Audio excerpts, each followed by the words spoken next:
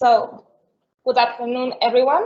My name is Josefa, and I'm going to present the first results of my thesis, which is about the ground deformation at Askja Caldera, and the fissures one, which is in Iceland, and it's during the period of 2015 to 2022. And two things about this photo. This is Askja, and I took this photo the last summer. And two things to remember. The first one, there is a lot of snow around the volcano. And the second one is just like, and this is is at a spoiler because looks very calm, looks very quiet, but it's not. So we will see why. So first of all, Askja is located in Iceland, and Iceland is an extensive stress file, and where the North American plate is moving far away from the Eurasian plate at a rate of 19 millimeters per year. And the boundary between the plates is marked by a seismic zone in the south and in the north. And also the formation is accommodated by a belt of volcanism, which is shown here by the yellow areas. And here in the purple square is the volcano that I'm studying. So Askja was formed during a reef event in 1874 to 1876. And then it was a second eruptive period during 1921 to 1929. And the last eruption was in 1961. So the eruptive style has changed from basaltic fissure swamps to Hawaiian eruption. And different techniques and methodology has been applied here. And one is the leveling, which was taken here in the north of the caldera and through this line, and we will see that before of 1970 it was subsided and then it started to left, and then at some point between 1975 and 1983 it started to subside again. So the question is, how has Askja been behaved in the recent years? How is the magmatic system below this volcano? Well, I will focus on the first question for now. So to answer this, I'm using INSAR, and to obtain the interprograms, I'm using LIXAR, and I have 4 frames, 2 ascending frames shown here in purple, and then 2 descending frames shown here in green. And the 4 of the frames are covering the area of the study, which is shown here in the red square. So remember when I said something about the snow, so the snow produces really bad coherence in the interprograms, which means a lot of noise. So what we do is just taking in account only interprograms during the summer. So it means like only interprograms taken during the months of July, August, and September. And then we build really long network, summer to summer, so really long interprograms. And then I measure the coherence in the area, and I take off all the interprograms that have bad coherence below 0.3. And after, with the interprograms that remain, I drop all the pixels from the interprogram that have really bad coherence below 0.3. After this, we made some atmosphere correction using GEICOS, and then calculate the velocities in this area using LIGFAS. And finally was the GIA, which is produced by the melting of ice cap in the south of the volcano, and also the place breathing noise. So also we have GNSS data. So we have 25 stations around the volcano. All these measurements were taken about related to a stable point in the Eurasian plate. And so after this, we compare all the points to the lost frame direction from each frame using this formula. And all the points were calculated related to the northwest point because it's outside of the area of the formation. And finally, we rest the GM model and the place breathing model calculated by Lee et al.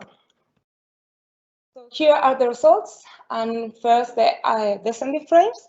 So here is the volcano, and here is the velocity map, where velocities going to the satellite are showing in blue, and the velocities that go downward from the satellite is showing in red. And the points are the GPS velocities in the same loss direction than the frame. And we see mainly that in the caldera has been subsiding, reaching at least 20 millimeters per year. And then the signal extends to the northeast. Same for the other frame, the other descending frame, which is not clear. It's not really clear the signal to the northeast, but at least we can see clearly the subsiding in the caldera. So if we observe the displacement in this point in the north, we'll see that here are the displacement through time in millimeters, and in blue are the displacement taken by INSAR.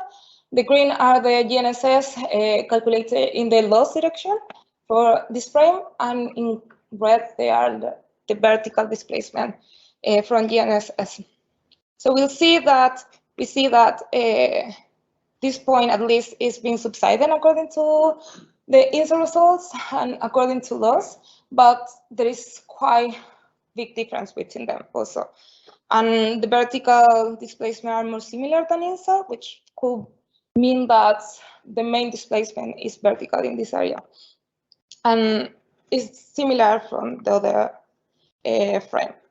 And also displacement reached at least like 40 millimeters at the end of the summer of 2020.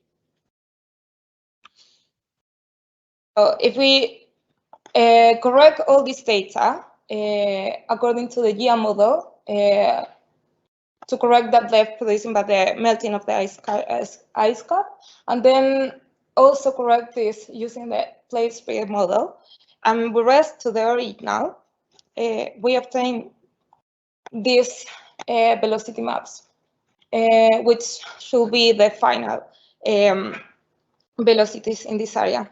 So we see, which also should be only the volcano deformation, or at least the main deformation. So we're still seeing the subsidence in the caldera, but now the subsidence is bigger, reaching the 40 millimeters per year. And also we see that how it extends, but not that strong there in caldera, but it's still extending to the northeast. Same here. And when we observe the ascending frames, we see that similar results as subsidence in the caldera, which reach at least 20 millimeters per year in the center. Same for this frame in the bottom. And then if we observe the northest point, we'll see how it is. Well, we see that it's not subsiding than the other frame, but it's still quite close to zero. And if we observe this point in the center of the caldera, where is the main deformation, we see that here we reach a really high displacement at the end of the summer of 2020, which is close to the 80 millimeters at the end.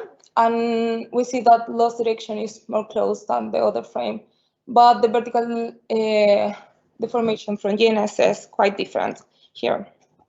And it's similar from to the other frame, which is also subsiding, reaching some 40 millimeters, and same for the GNSS. So when we correct this according to GIA, calculate from each frame, we have these results, and again, we have the subsidence in the caldera, which extends to the northeast, and same for the other frame, similar. But now the velocities are higher, minus 40 millimeters per year. So when we decompose this into vertical displacement and east-west displacement, we see that in the east-west, we don't have much displacement, but all the displacement are vertical, mainly. And we see that it's focused in the center and it's still going to the northeast. So it means like this signal has something to see, at my point of view, that this signal to the northeast to be something related to the volcanic signal or the magmatic system here. So that is from the period of 2015 to 2020. But what is happening since 2021? So this caldera started to left a very high velocity. So now we have here the caldera, and this map is going between 250 millimeter per year to minus 250 millimeters in red.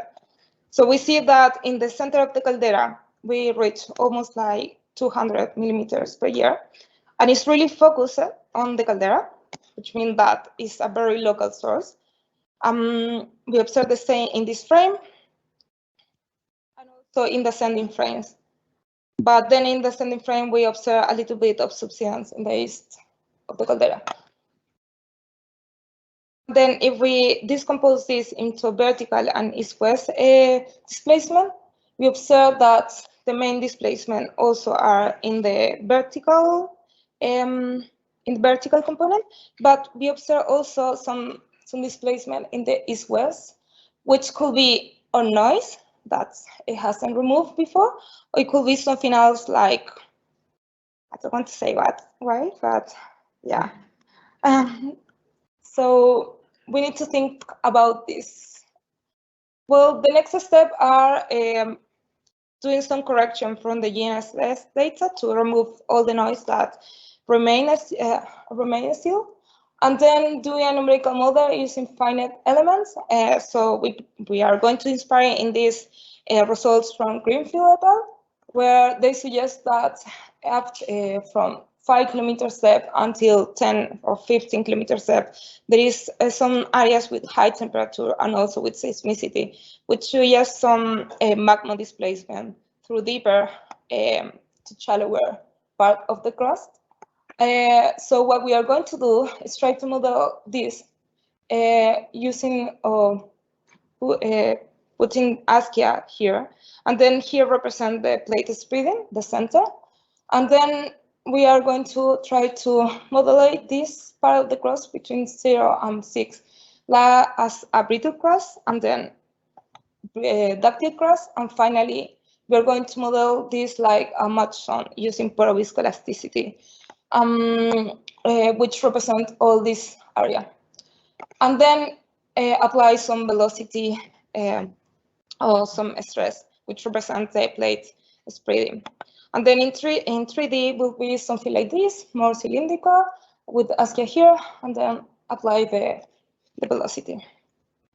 So in summary, inside the caldera has present subsidence since at least 1980, and in addition, the fissure one to the north has also been subsiding since at least 1995.